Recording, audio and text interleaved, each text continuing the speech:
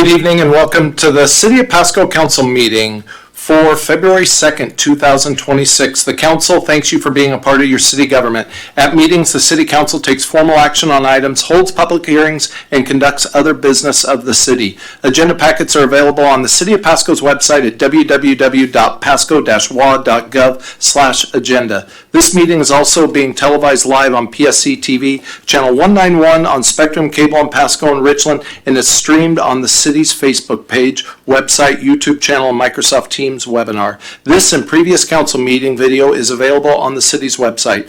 Lastly, the public may submit their comments and or questions by contacting the city manager, city clerk, or by using the Ask Pasco app. With that, if we can get a roll call, Madam Clerk. Councilmember Campos. Here. Cotta. Here. Figueroa. Present. Hernandez. Present. Perales. Here. Milne. Present. Grimm. Here. 7 council members present, Mr. Mayor. Thank you. Please rise for the Pledge of Allegiance. I pledge allegiance to the flag of the United States of America and to the republic for which it stands, one nation, under God, indivisible, with liberty and justice for all. Thank you, everyone. Moving right into number 4, consent agenda. All items listed under the consent agenda are considered to be routine by the City Council and will be enacted by a roll call vote as one motion. There will be no separate discussion of these items. If further discussion is desired by council members, the item may be removed from the consent agenda to the regular agenda and considered separately. Would any council members like to remove any of the items from the consent agenda? Seeing none, letter A, approval of meeting minutes from January 12th and January 20th. B, bills and communications approving claims in the total amount of $5,026,886.84. C, resolution number 4702, acceptance of work for MLB required improvements at Gisa Stadium, female locker room improvements, phase 1A. D, resolution number 4703, interlocal agreement with Southeast Regional Internet Crimes Internet Crimes Against Children. E, resolution number 4704-2026 collective bargaining agreement with the Pasco Police Officers Association non-uniform bargaining unit. F, resolution number 4705-2026 the collective bargaining agreement with the International Union of Operating Engineers local number 280. Mr. Mayor Pro Tem. Thank you, Mayor. Make a motion. I move to approve the consent agenda as read. Second. We have a motion on the floor by Mayor Pro Tem Milne and seconded by Councilmember Perales. Can we get a roll call, Madam Clerk? Councilmember Hernandez. Approved. Yes. Perales. Yes. Campos. Yes. Cotta. Yes. Figueroa. Yes. Milne. Yes. And Grimm. Yes. Passed unanimously. Thank you. Number 5, proclamations and acknowledgements, none listed. Rolling right into number 6, public comments. The public may address the council on any items unless it relates to a scheduled public hearing. This item is provided to allow the opportunity to bring items to the attention of the City Council or to express an opinion on an issue. Its purpose is not to provide a venue for debate or for posing of questions with the expectation of an immediate response. Some questions require consideration by council over time and after a deliberative process with input from a number of different sources. Some questions are best directed to staff members who have access to specific information. Citizen comments will normally be limited to 3 minutes each. Those with lengthy messages are invited to summarize their comments and or submit written information for consideration by the council outside of formal meetings. Lastly, when called upon, please state your name and city or county of residency into the microphone before providing your comments. We'll now open up public comments. Ms. Mahoney, come right on up, ma'am.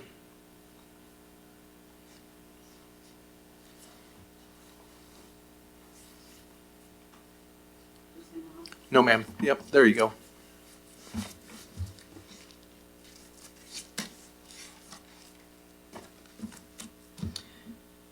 Mary Mahoney, Pasco resident. At the Pasco City Council meeting on 4/1/19, City Attorney Lee Kerr authorized no due process at animal control.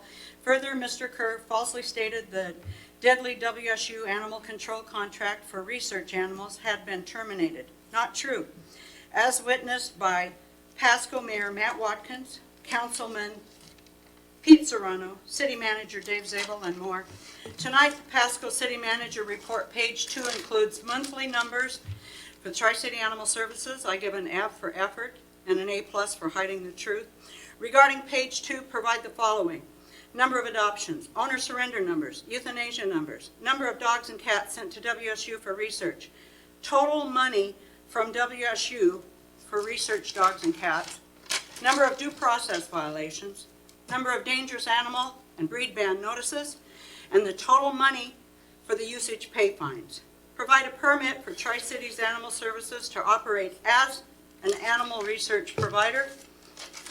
See the Tri-City Herald and Attorney General file on 11/26/25 and 9/29/23 for unresolved crimes at animal control, including 48 counts of animal cruelty, fraudulent euthanasia training and certificates, theft of $545,000. Mr. Ashby, a local veteran, when he died, donated $545,000 in his will to be used for needy dogs and cats. Animal control, Julie Chambers siphoned $300,000 and bought a house. Also see the stolen and/or missing money from animal control rehire Angela Zeiler's rainy day fund, and untrained, uncertified, cruel, and botched euthanasia methods used by animal control. See the Angela Zeiler and Ben Zegan files. Provide current euthanasia training and certificates at Tri-City Animal Services. Provide Tri-Cities Animal Services insurance carrier and policy number, and Pasco's insurance carrier and policy number. Provide the permit number 404 for all floodplain development and all floodplain Clean Water Act reports. See photos and videos of dead and dying floodplain Canadian geese and 8 floodplain American bald eagles and their eaglets killed by Pasco and spot zoning developers, Hayden Homes. Provide all ULID LID designs for my property with cost, start dates, US mail notice, and all communications regarding harassment and retaliation against me and my property. See Ike Meyer Roundy Pasco City Council meeting for Pasco's playbook regarding indentured servitude for homeowners. All requests for the record via RCW 42.56 with notice to Pasco. See email for Pasco aquatic requests. Thank you. Anybody else for public comment? Second time. Anybody else for public comment? Third, one more time, we will close public comment with no one coming forward. Number 7, reports from committees and/or officers. Mr. Perales. Thank you, Mayor. I'll try and be brief, but I did quite a bit last week. I attended my first TRIDEC board meeting. A lot of the discussion centered on regional economic development activity, mostly in Richland. They talked about the Atlas Agro project and other clean energy initiatives. They also mentioned the Port of Pasco and their infrastructure needs, and about their city action days over at the Capitol as well, and just looking to kind of bring money in to strengthen our infrastructure for these developments. Also attended the Port of Pasco Commissioner meeting, where I raised the issue of kind of greater transparency, particularly around board agendas and packing materials. I looked online and really can't just find information about how they conduct business. And so I went there in a diplomatic tone just to kind of ask for more information, and then also ask them to clarify, their position on the Osprey Point development, because I think it's important to note that the city did a lot of tremendous code changes and just a lot amount of work in the past, 5 to 6 years to make that development possible, and just kind of gather a better understanding to why they ended the development. Also had a lot of community meetings with some businesses in downtown with the Latin Business Association.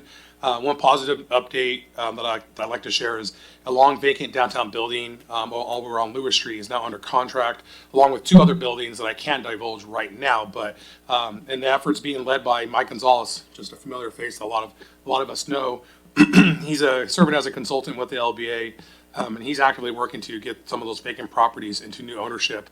That's just a broader revitalization effort.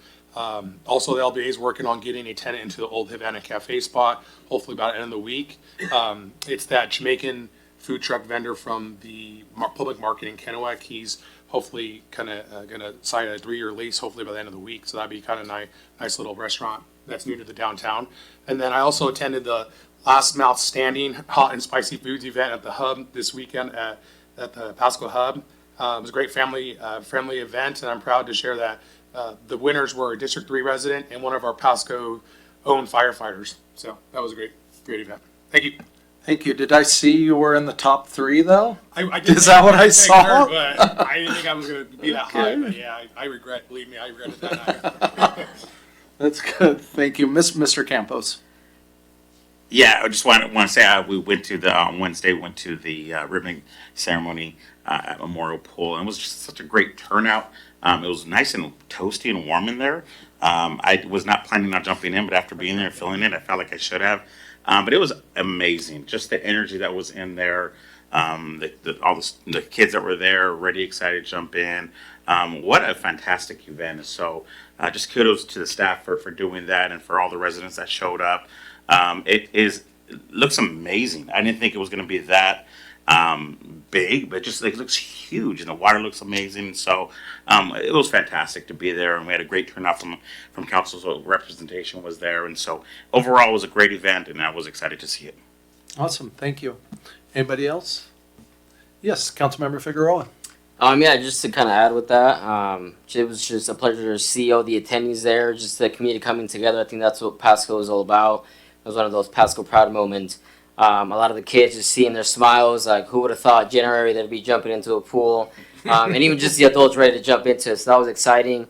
And credit where credit is due. I know that many of us weren't on council when this project was moved forward, but I want to appreciate those previous council members that really moved this project along. Because again, at the end of the day, the community is going to benefit, so it's worth it all. So it was really good to see all of us that were there, seeing just our city come together. And also to add, I was able to attend the State of Education luncheon with Mayor Graham as well. And so it was really cool to kind of hear all 3 school districts, Richland, Kennewick, and Pasco, kind of share their aims and goals for their students. And one of the overlaying themes was that they're really emphasizing on post-readiness for their students having trade certification, so they're able to join the workforce right after. So that was really neat to hear, and a big push for the STEMs as well, and Tri-Tech. I know that they do a lot of great stuff out there for the students. So it was just really great to see kind of all the 3 cities come together and share some of those underlying themes together. Thank you. No, appreciate that. Yeah, thanks for adding on to the pool too. I mean, that was really cool. And I appreciate it. It's good to mention that. I mean, there were 6 of 7 of us there. I'm not trying to call out the one who didn't make it, but no, in all reality, you guys, we're not going to make it to everything, every one of us, every time. But it is great for something like that. That was a really big deal for everybody to show up. And like you said, I think it was Mr. Campos said, all the faces and that kind of stuff. And, one of the ones that stood out to me was we saw the former Parks and Rec director, Paul Whitemarsh, was there, who, in a way, like Councilmember Figueroa, like you were talking about past council members. I mean, it's even past Parks and Rec and staff that actually, laid the whole groundwork for all that. So, yeah, it was a great community event. And, yeah, I've never been in a bubble that big myself. So, yeah. Busy week for me also. Yes, I was at the State of the Education luncheon, and yeah, I'm a little biased, but I thought Miss Whitney did probably the best job of the 3 and everything. I also testified that morning on the House Bill 2480, which is one of the bills that's unfortunately gaining a lot of traction in the state legislature that could affect us disproportionately here in Pasco, where they want to enforce minimums that we have for residences and also industrial and commercial in new develops. And why this affects us so much is you can ask anybody in Pasco. I mean, feels like we have enough housing but not enough shopping opportunities. Well, here we are on the cusp of this whole Broadmoor development, but yet the state could say, no, you need to have more houses there. And I think we'd all argue that, that's maybe the last thing we need, not to speak on your behalf, but we know we really need commercial development shopping out there. So I believe I'm also speaking on the Senate version of that bill this week. I was invited to go out. There's some new pastors at C3 in Tri-Cities. They invited me out for coffee, just see how they could love on the Pasco community. And we're asking for neighborhoods and residences. And I brought up Miss Wade, for example, not by name, but just their location as somebody that could really, use some help and be loved on in that sense. I also met with Rick Evans, Mr. Evans, who is Maria Cantwell, Senator Cantwell's representative, with staff, and just talked about our needs in Pasco and infrastructure needs, and talked about the Butterfield replacement plan. As much as my heart really wants some transportation projects, if we could get some federal money into Butterfield and lower rates for our, ratepayers that I know a lot of us, voted that way in trepidation could take some relief off there. What else did we do? That's probably about it, other than my phone ringing all week. So anyways, we will move on. Let's go to number 8. Thank you for everybody's activity in the community. Hearing and council action and ordinances and resolutions relating thereto. We are going to have a public hearing, the Transportation Benefit District, and I believe we're going to start with a staff presentation from our Deputy City Manager, Ms. Sigdale. Thank you, Mayor, and evening council. We are presenting the Transportation Benefit District topic again today. It'll be new for some of our new council members, but this is a discussion that we've been having over the last year. And council had directed staff last year to bring this topic back for discussion early this year. So here we are. So what is a Transportation Benefit District?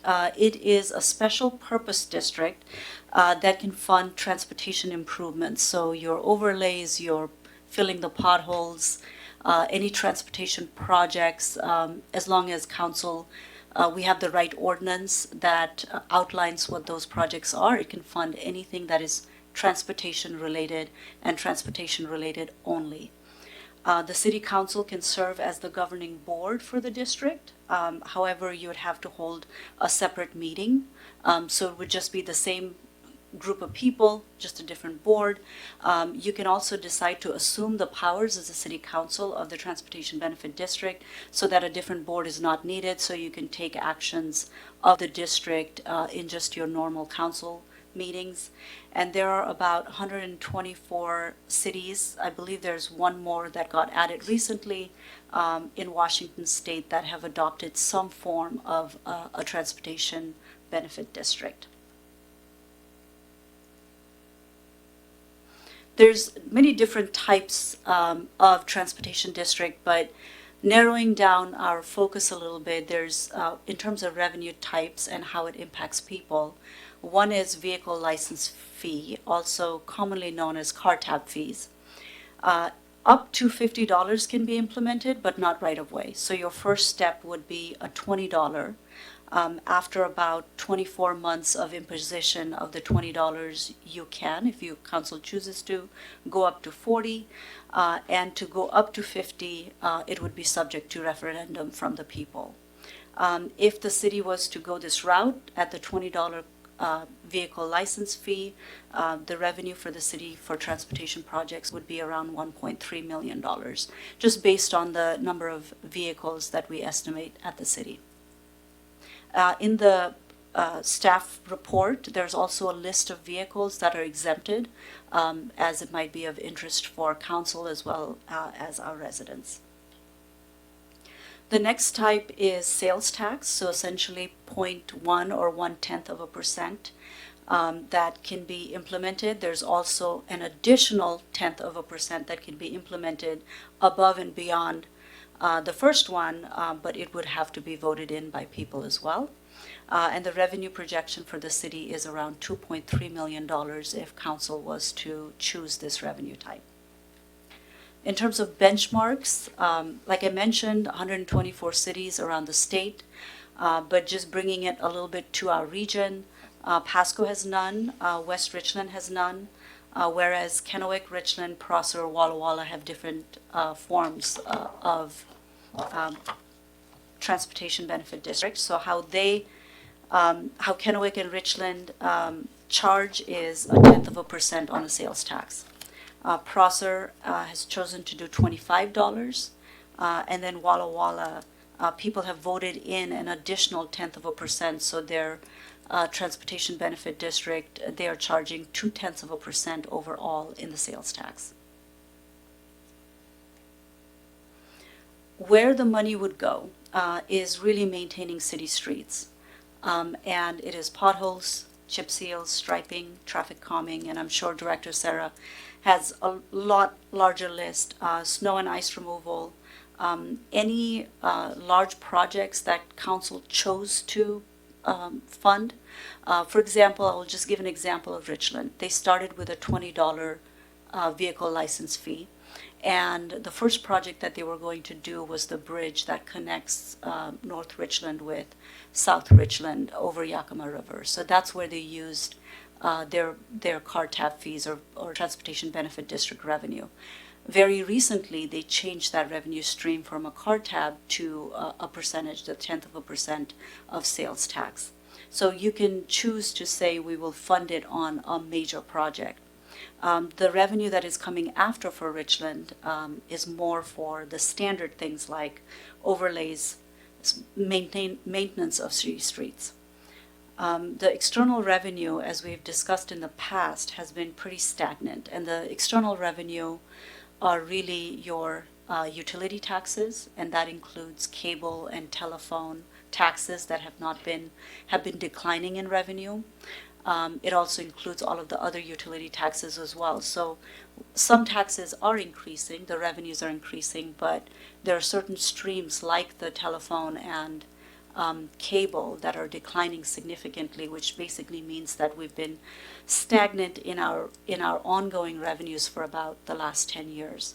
And when I say telephone, it does not include cell phones. So think about all of the landlines that people used to have and do not now. And same goes for cable as well.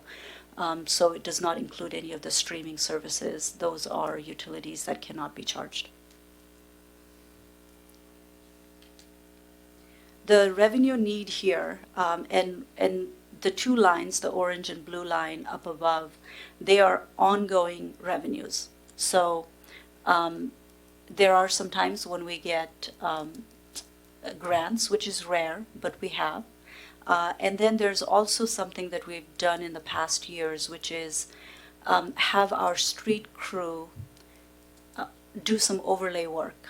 And overlay fund is very specifically restricted to only do overlay work.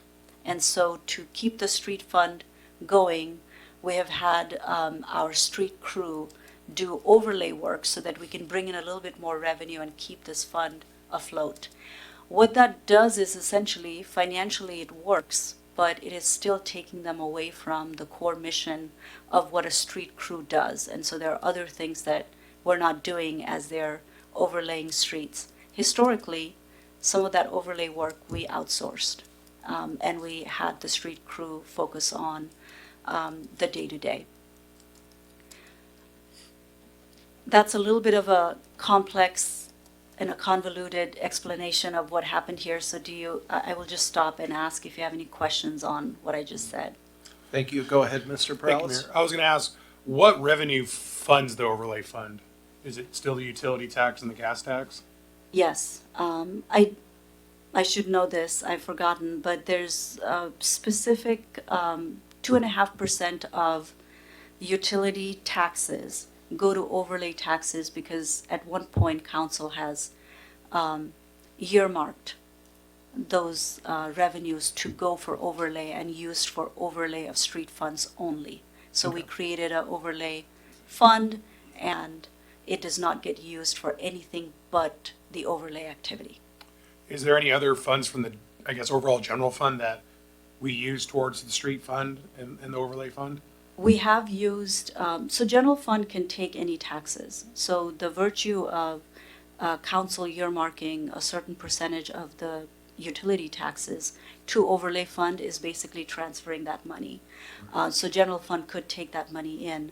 Also in the past, in the last 10 years, there's been a couple of years where this street fund has had to get subsidy from general fund. So we've transferred some money over to street fund to keep it afloat. This is a fund that now our finance director, Hebden, will be also very familiar with. As finance director, I always had to keep an eye on to make sure that it was in the black. And of course, you do not want huge amounts of reserves for no reason in any fund, but it is a fund that has always struggled with the revenue stream that has been coming in, and it being stagnant, and the cost climbing every year, and the fact that we're growing quite significantly as well. So our next slide here, road miles have grown by 23% since 2015. And these are not lane miles, by the way, just road miles, and 43% since 2010. And the street crew size has remained unchanged since 2010. So we've grown by 43%, and the crew is the same. And I would like to add that we've also added this other layer of work, which is the overlay, which is taking them away from maintaining the city streets on non-overlay matters. The thing that has been helping us quite a bit is there's a large part of our city that is fairly new. And however, we anticipate that it's new and it has helped us the last 20 years, but they all start degrading about the same time as well. So we have to be ready for that. And deferred maintenance is very expensive when it comes to roads. Number one, if all of your roads are going bad around the same time because of their age, because they were built at the same time, and you're not able to fix them all in a certain rotation, then you end up with less than ideal roads all at once. But you cannot fix those roads all at once. People have to drive somewhere, so you're waiting a few years, which means it's going to deteriorate faster. And then it's not just an easy overlay or cheaper overlay. You have to do a lot more expensive work. And at this point, if Director Sarah has any comments to what I've mentioned so far. Thank you. I thought I would add to it. There are different treatments to do pavement preservation. And so the earlier stages of a road degrading can be tackled with much cheaper solutions. The more time it goes by, or the worse condition the road is in, it ends up triggering like a full reconstruction. So the time versus money is in a very steep curve, so to speak. So I thought that might be helpful. Yeah, I had a question. Do we have, we have contractors that, so when they put in a new road, what's the warranty do we have a warranty between the development and that road? Yes, there is a 1 year assurance that the road was built, right? That there were no defects on that construction. And the same is true when a contractor working for the city in a non-federally funded project delivers a road in a city project. We have a 1 year to identify any defects on that construction. After that, maintenance kind of comes over and the city takes it on and begins maintaining it. Typically roads last without any treatment somewhere between 20 to 30 years. Ideally, we're crack sealing on a regular basis prior to that to prevent potholes, to prevent water getting in the bays, and so on. So, Can that max be increased, or is one like a statutorily mandated warranty, like 1 year? I am not sure. I will confirm that. Okay, thank you. It's a really good question. Yeah, to see if we can get more time. Just about anything else, you can, add on more. But, I just want to say a couple things I guess a big eye opener to me that I just had really never thought about before this was that whole Road 68 area pretty much got developed at the exact same time. And so, yeah, that is going to be a massive fix when we do need to do that. And yeah, like both our deputy city manager and director said, it's probably sooner than later. Councilman Cotta.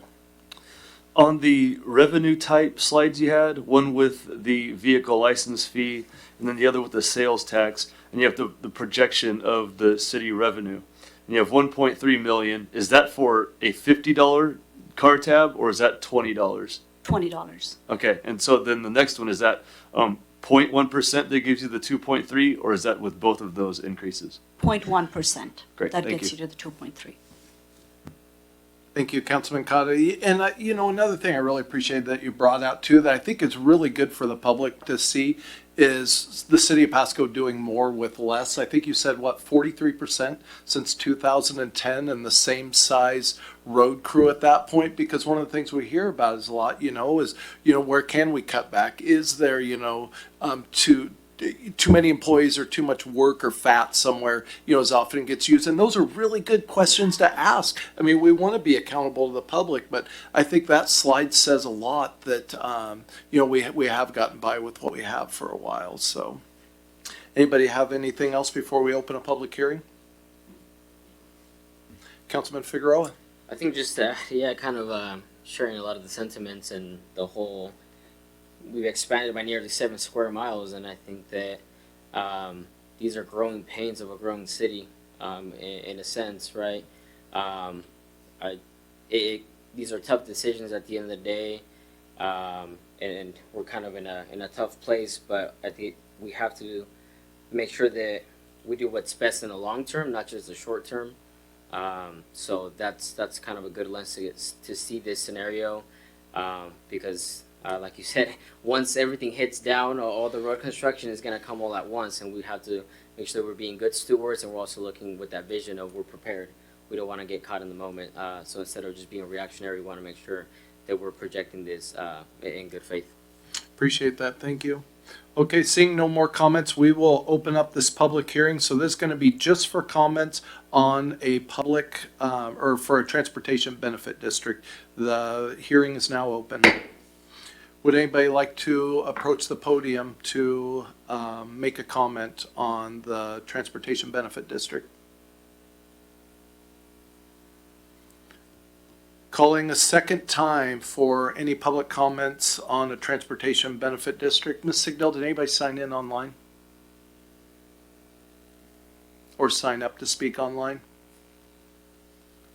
No, we did not. Okay, thank you. Now calling for a third time, giving the public an opportunity to speak to a transportation benefit district. Seeing no one approaching, we will close the hearing. Any more council comments? Seeing none, we are going to move on to letter B. Mayor, Oh, yes. if I could Please, by all ask means. a few questions. So there are certain decisions here that council would like to make. Is this something that you would like for us to bring next meeting for action? Like, for example, whether council is in agreement to create a district, and whether you would prefer sales tax or vehicle license fee. Geographic boundary of the district, staff's recommendation is it be the whole city. And just the scope of it, which you want to keep it as flexible as possible given our needs for transportation network are endless.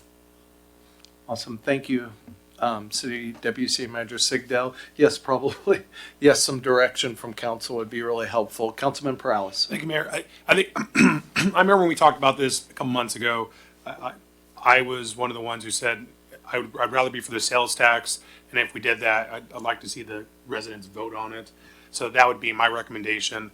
But I would probably be amenable to just implementing the sales tax at that 1/10 of 1%, because I believe if we do a 2/10, we have to actually do a community-wide vote. That is correct. Okay, so yeah, that would be my position on that. I think I'm not in favor of the car tabs, and I think if people are going to come into our city and drive on our roads and go to places and buy food and get groceries, that they can contribute to that fund. So that's my rationale on that. Thank you. Councilman Cotta. I also would lead towards the 0.1% implementation of the sales tax. Taking it to a vote, I certainly don't have a problem with that. So I think that's up for consideration. I just know that we've got a pretty big shortfall to manage and deal with. You know, there's an expense to putting it on the ballot. So I'm not opposed to just voting it in. It just seems that the city's underfunded, you know, as a whole. I think, you know, as I look at our budget and I start trying to compare what other cities are doing of comparable size, it just seems we don't have enough revenue coming in.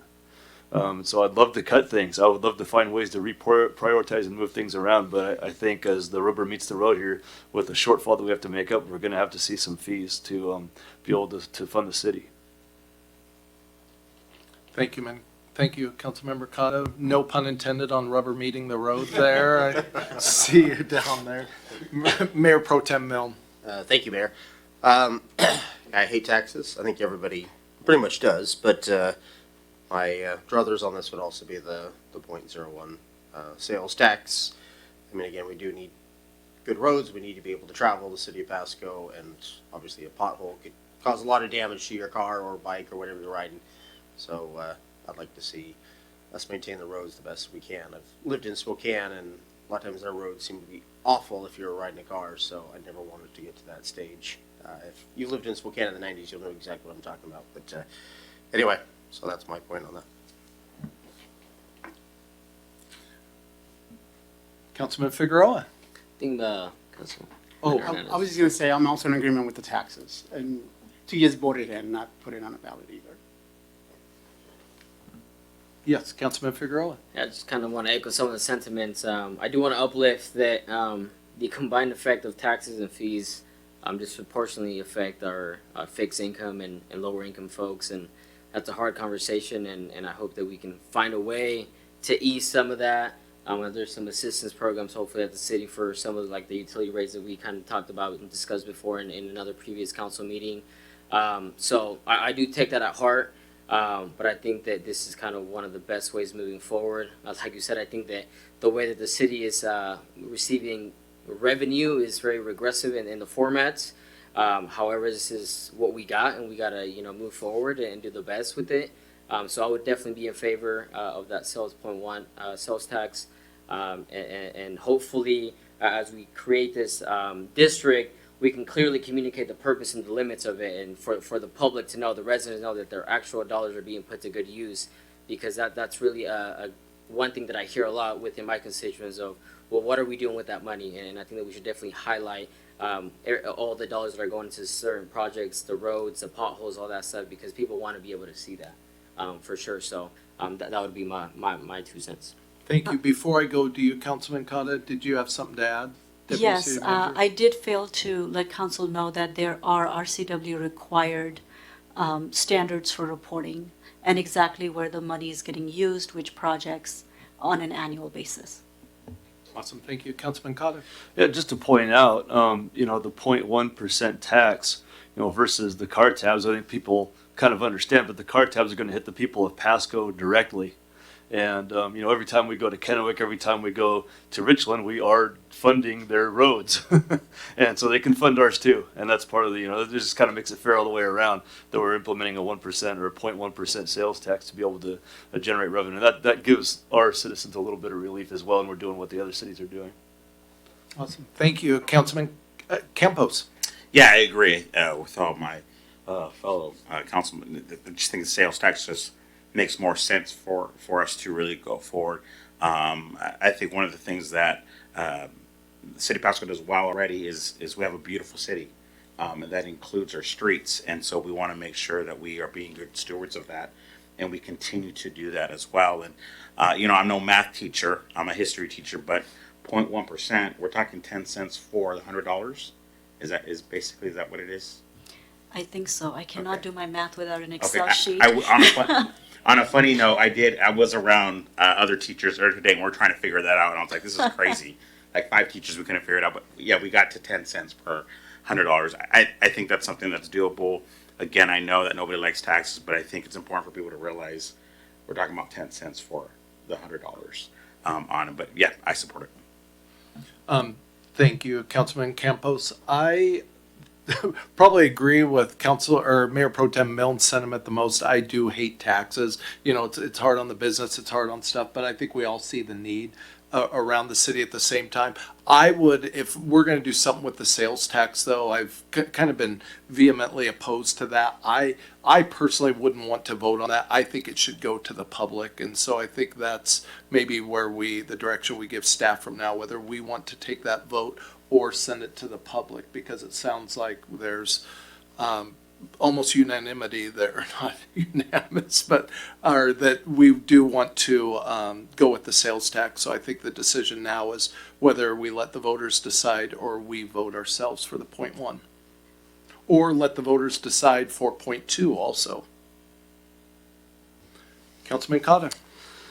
The reason I wouldn't be in favor of sending it to a ballot, number one, there's a cost to that. But number two, we have such a large shortfall to make up, 10, 15 million we were talking about. This is 2.3, so if it were to get voted down, then what? Then we're raising taxes somewhere else. And this is an opportunity to bring in really the whole Tri-Cities to help pay for these roads in Pasco. And so I think if we're going to be efficient about what we tax Pasco, and there's an opportunity to essentially tax everybody that comes into Pasco, which gives Pasco a little bit of relief, this is the way to do it. Thank you. Councilman Figueroa. Yeah, just to kind of add with that, it definitely expands the net, right, to not just our residents, but I would be okay with voting it amongst the council members. I think that the Pasco residents did their due diligence by voting us in here, and they respect our voice and our perspective, and so we are representatives of our districts and even at large as well. So they have entrusted us to make those decisions in that element. That's what an elected office is all about. So I would be okay with that 1%, 0.1% of that sales tax. If anything higher than that, for sure, absolutely, let's send it to the voters for them to make that decision. But I think that it would be okay to vote amongst yourselves for that. Sounds good. Is Mayor Pro Tem Milne? Yeah, thank you. Of course, I'm always for putting things to a vote, but I would actually go with Councilman Figueroa and also caught on this that we were elected. We were to make these decisions. If we always pass it on to everybody, if it was 0.02, I would definitely say, okay, go out for a city. But in this instance, I think time is of the essence. I believe staff is saying that we shouldn't delay, and we've been talking about this for at least 6 months. So, yeah, I think we should do the 0.01, and if the city is requiring more funds, then it definitely goes out for a vote. That would be my druthers, but I'm going for the will of the council. Anybody else? Does that feel good enough? Yes, so we will bring back an ordinance in the upcoming meetings here. I do not want to say next regular meeting, but with a 0.1% sales tax, with geography of the whole city. And then at some point, or maybe within the same ordinance, we'll bring in an ordinance that absorbs the Transportation Benefit District Board into the council so that you can make decisions for the district in an efficient manner. Did I capture your desires? I think that's the sentiment that I've understood from the council. Yep. Thank you. Anybody have anything else? Big stuff. Okay, let's move on. B, letter B. We're going to do another public hearing. This is ordinance number 4813, amending Pasco Municipal Code related to State Environmental Policy Act, or SEPA, commonly known as, thresholds. And we're going to go to Ms. Mattson for this. Thank you, Mayor. Good evening, Council. Tonight we have a public hearing scheduled for changes to the Pasco Municipal Code related to the State Environmental Policy Act flexible categorical exemption thresholds. And what that means is the SEPA review has been established at the state level since the 1970s, and applicants are required to go through this additional layer of environmental review that requires public notice from outside agencies related to their process. And Pasco has elected to propose to increase the thresholds up to higher levels than what are currently in code, and those are shown on the screen. And so pretty healthy increase, and this is being looked at by staff as a phased approach. So this would be phase one of the SEPA increases. And phase two, as I mentioned during the workshop, staff would need to work with a couple more outside agencies, mainly the tribes and Washington State Department of Transportation, and complete the comprehensive plan periodic update, which is due at the end of this year. If we complete those stages and meet the legal requirements, staff is proposing that we raise the thresholds up to the maximum amount, which would allow all infill residential projects within the city to forego the SEPA process, and then we could increase some of the thresholds for the commercial projects as well if we can get design regulations in place and other mechanisms in code. So with the adoption of the TIF program last year with the previous city council, we were able to move forward with this step in the process. And then with other code changes that we are going to pursue this year with the periodic update and also a municipal code change sweep that you'll see near the end of the year and I'll touch on during one of our upcoming briefings, we can go to the max level. So the purpose of the hearing tonight is to review the code changes outlined in the ordinance to increase these threshold levels. And the goal is to not reduce the environmental review for projects. We still care about our environment here in Pasco, but to reduce redundancy in processes and streamline the process for the applicants and agencies involved. So happy to answer any technical questions you have prior to opening the public hearing. Thank you. Thank you, Ms. Mattson. Does anybody have any questions for Ms. Mattson before we open the public hearing? Councilmember Perales. Thank you, Mayor. No questions, just really appreciate the hard work. I mean, this has been a year and a half.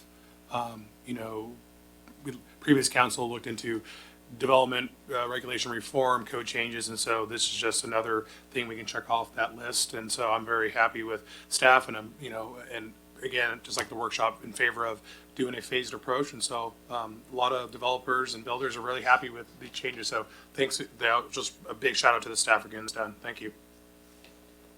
Yeah, my sentiments exactly. And I want to tell you, I appreciate your questions last week or whenever we discussed this last about why not just go all the way with it. And I appreciated, Ms.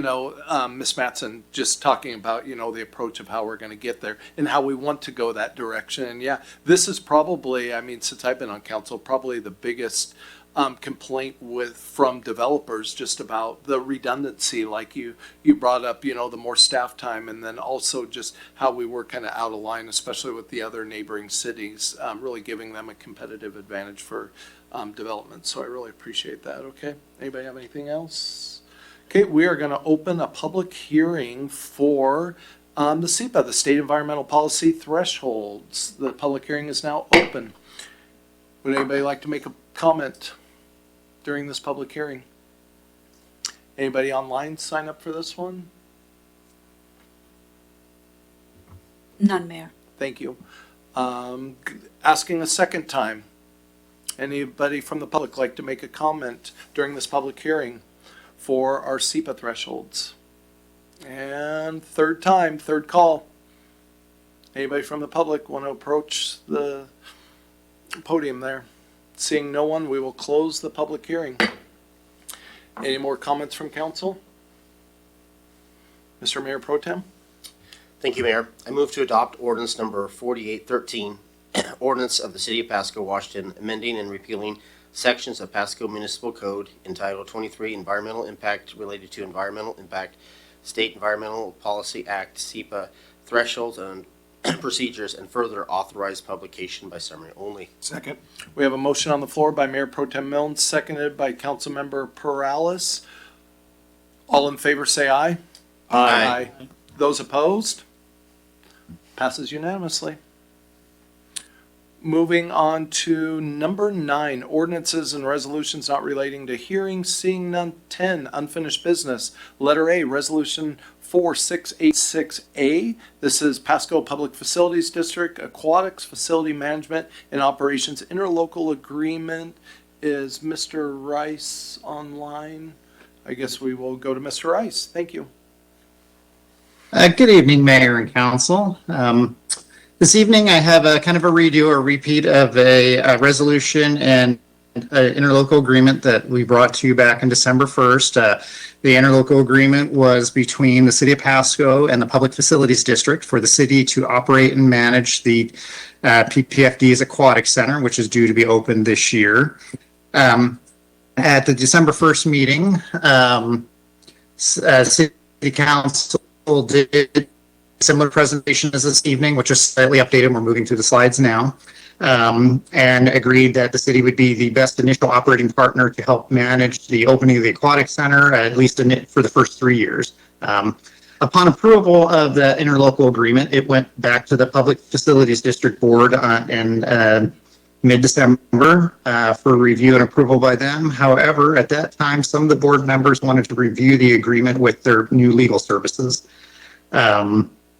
Upon that review, the PPFD board did come up with some additional minor changes to the ILA. However, those changes do require approval by the city council. But at that time, the PPFD board did approve the updated agreement as presented in the council report this evening. So a lot of words there to kind of bring all that together to where we're at. So essentially, I'm returning to you this evening to ask you to take a look at the updated interlocal agreement. And once again, have council decide if we feel that the city would be the best operating and managing partner, and if so, to approve the updated ILA and a resolution authorizing the city manager to proceed with that agreement. I think some of the major changes are all highlighted in the accounts report, but some of the major changes included that the identifying that regardless of the city managing and operating the facility, that the PPFD maintains ownership of the facility. For the required policies and procedures like the capital improvement plan, maintenance operation plan, and renewal and replacement plans and policies, that the PPFD board reserves the right for final approval of those policies. And additionally, that that both the city manager and the PPFD executive director are co-administrators of the ILA, allowing both organizations to have input as we go through management processes of that. So I'm working off of 2 different screens here, trying to keep up with myself. So sorry if I'm moving a little fast. So I guess with that, I'd like to pause and ask if there's any questions with either the previous presentation, knowing that there's some new council members since that time, anything with the updated ones, or any other additional information before I continue forward with where we're at. Any questions from council for Director Rice? Please proceed. All right, so I guess with that, staff are asking you to approve the updated ILA and resolution as presented this evening, which will be for the initial term of 3 years, renewable by both agencies, or not renewable with notice from either agency if we decide to conclude the agreement. And then I guess one thing to note, that this was a time sensitive back in December when we presented it. So if approved this evening, staff will begin working with the Public Facilities District on timelines required to complete all necessary processes prior to the facility opening to ensure the safe and successful aquatic center experience. So, and that has something that has changed because we're about 8 weeks behind of where we expected to be. So that'll be the next conversation we have. However, just as prior, staff have continued to work in the background on developing some of those policies, procedures, safety, and other things. So, but we have had a delay that we're going to need to work through to ensure we can have either a timely opening or a more realistic opening date, which will be determined. So with that, I would ask for your approval of this resolution as presented. Thank you, Director Rice. Council, anybody have any questions, follow-up questions for Director Rice, comments? Hearing none, Mr. Mayor Pro Tem. Thank you, Mayor. I move to approve resolution number 4686A, authorizing the city manager to execute a new interlocal agreement between the Pasco Public Facilities District and the City of Pasco for administrative and financial services and for management and operations of the new aquatic facility. We have a motion on the floor by Mr. Mayor Pro Tem Milne. Is there a second? Second. Seconded by Councilmember Hernandez. All in favor, say aye. Aye. Those opposed? Nope. The motion passes 6-1. Thank you. Oh, go ahead, Mr. Rice, sorry. Oh, it's just saying thank you for your time this evening. Perfect, thank you, sir. Number 11, new business, none listed. On to number 12, miscellaneous discussion. Mr. Stewart? Just a couple things real quick, particularly for next Monday. just a reminder that we all have a special meeting at 5:30 that is meant to be kind of a meet and discuss of the council. No, we'll have some agenda items on there, but it's really an opportunity for you to kind of understand each other's backgrounds, with a lot of you new coming on, and what your priorities are, and kind of laying the foundation for council kind of determine its identity together as a group, and then begin discussing community priorities that you can provide staff as we move forward and going into the budget session. So just a reminder again of that at 5:30 next Monday. I did also want to state I appreciate it. Under public comment, there continues to be the perception that our animals from the animal shelter are going to a university for research and those kinds of things. I think staff did a good job with a public press release. I think it was January 23rd on our social media. So I'd encourage the public to go see that for the most recent factual information with regards to that. We are not sending animals for research. In fact, the only animal that's been to the university for any type of veterinary care is our Dee Dee, our mascot. Thank you. I was drawing a blank on the word there. Is our mascot for the shelter, Dee Dee, who's the most recent one to go. And so, anyway, I always appreciate the job that our public information office does. And if you're not following our social media, please do. It's very informative and very engaging, and has a lot of great information on it.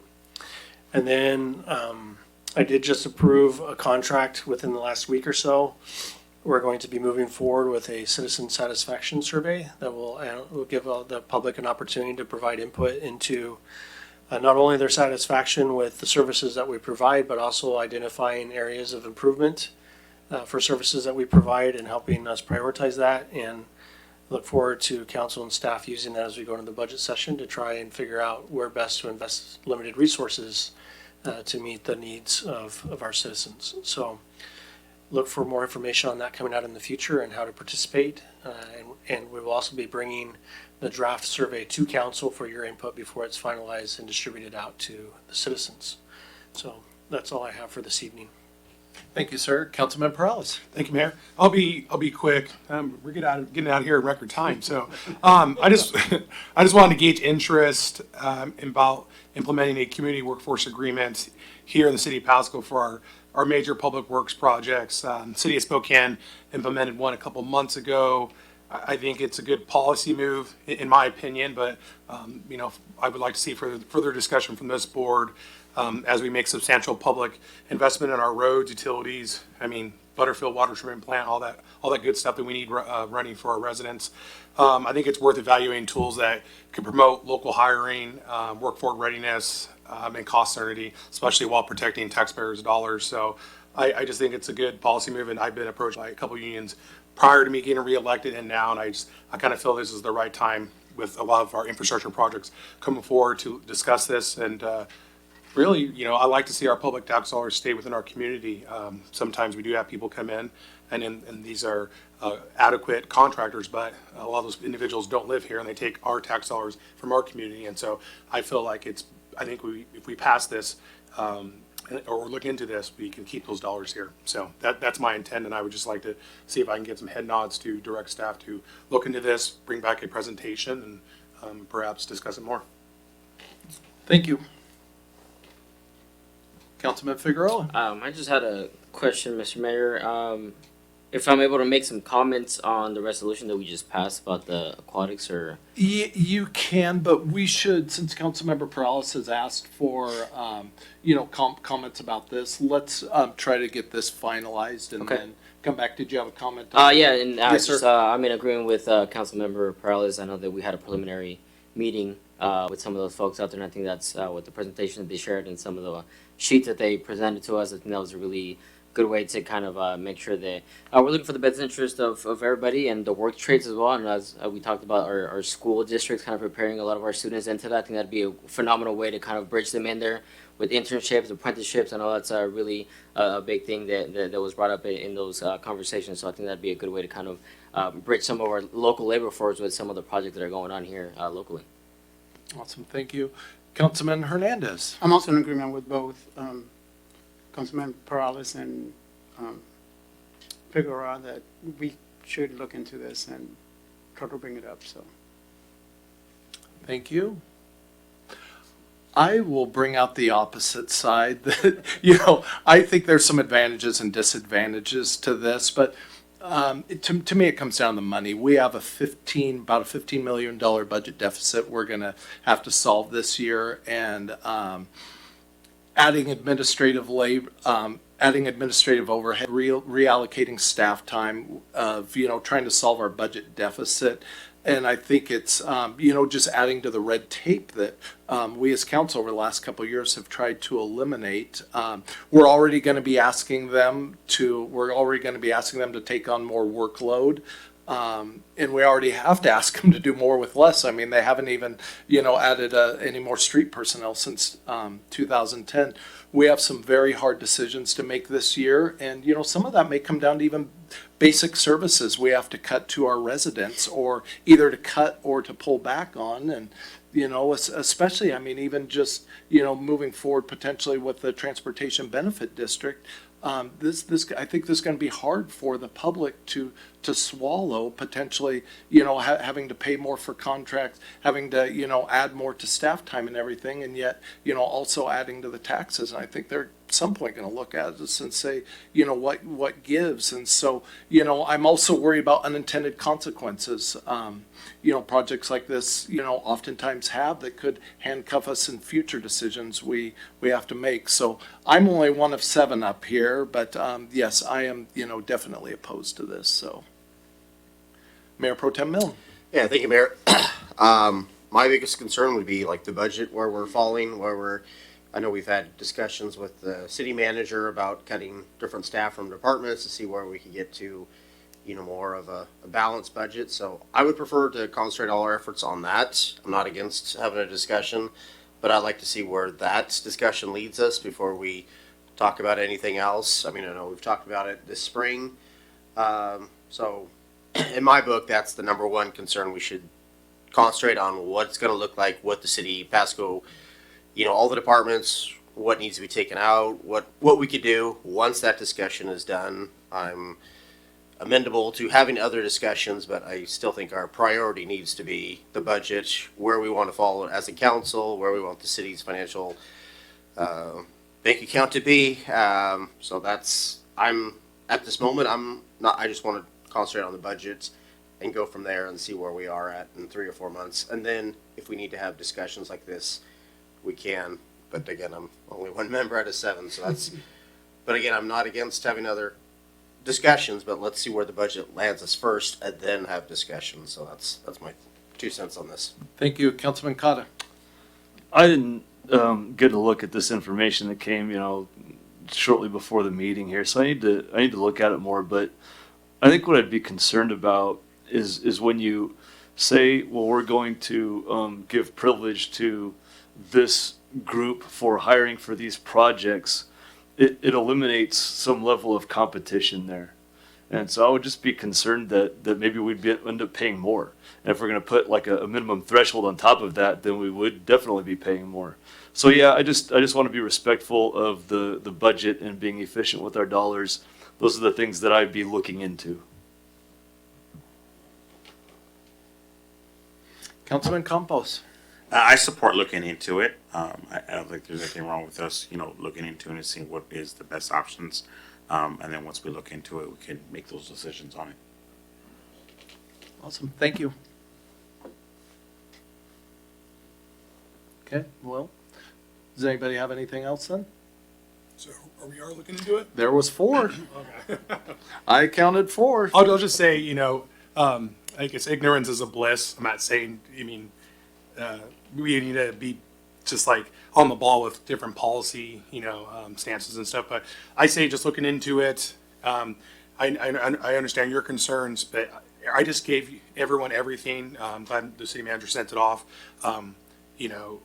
Just we don't have to do everything in regards to what Spokane did, but I think the community workforce agreement is something that could bode well for, again, people who are looking not to go to college and get careers in the trades and stuff. And so, again, that's what these discussions are about. You know, we can tailor it to our community. And so, but I appreciate getting the 4 head nods, and we'll just discuss it and hopefully work on the budget and all that stuff. Thank you. Cool, thank you. Anybody have anything else? Oh, yeah, that's right. Thank you for the reminder. Yes, thank you, Councilman Figueroa. Yes, sir. I just want to ask questions, if possible. I know that we just approved this ILA for the next 3 years, and it is my personal belief that I think that city government shouldn't look into expanding itself just because it can.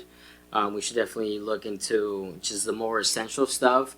So would this council group be interested in perhaps transition out of operation after those 3 years? Maybe explicitly stating to the facility district, hey, we'll help you get this off running, right? Because they've been so focused on, you know, opening up and all that stuff. But after the 3 years come out, it's kind of going back to you for you to run it, and for us to kind of like let go of that.